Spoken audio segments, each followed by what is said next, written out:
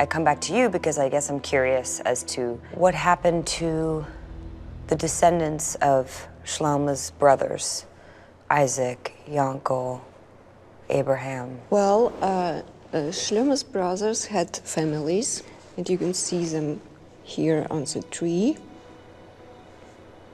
I can show you also passports. Wow. Rita tells me that shortly after Latvia gained its independence in 1918, all citizens over the age of 16 were required to have a passport, even to travel town to town. Rita found passports for several members of Shlomo's family, my distant cousins. This is Abraham David. He went 39 to Paris to visit family, to rest, etc. And her mother, she had to write an application and ask for a visa for her son because she wanted him to come back. From Paris? From Paris, probably because the war was started and she was afraid, she was worried. This is Jetta Benson. And that's Yankel's granddaughter. Daughter? So great. I love that picture. Yeah, it's a very nice picture.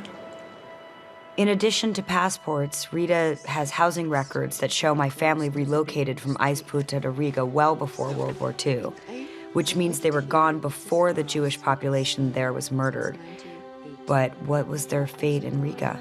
But here you can see the date where they were all struck off. So when it says that they're struck off the register, what does that mean? It means that they were forced to move to the ghetto suburb and ended up in Rumbula. In July of 1941, Nazi troops took over Latvia, murdering 400 Jews in Riga and destroying every synagogue.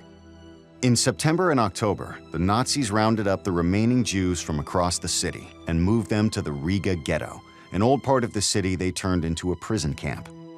In two actions, one on November 30th and one on December 8th, 1941, more than 25,000 Latvian Jews and 1,000 German Jews were taken to the Rumbula forest 6 miles away. Tell me about Rumbula. It is a small place. It was a forest near to the railway station.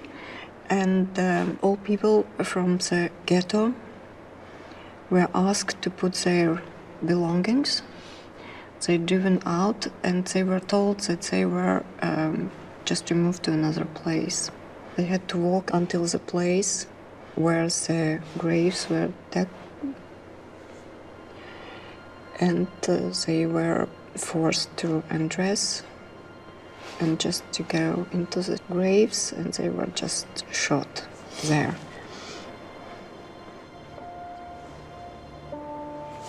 These branches just ended with the war.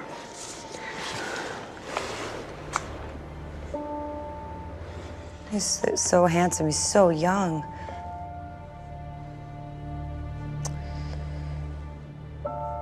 So Shlomo's family made it? Because they left.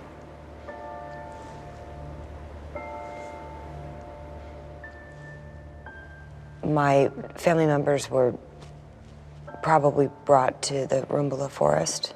Right. And is there anything there now? Yeah, now there is a very large memorial.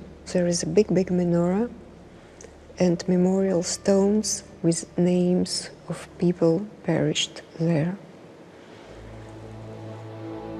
It's heavy and it's a lot, but these are things that I wanted to know. I wanted to really have some closure about, you know, what happened with our family. And I do, and I'm still processing it in a major way, and I also have to tell my mom, which is like it's a big deal.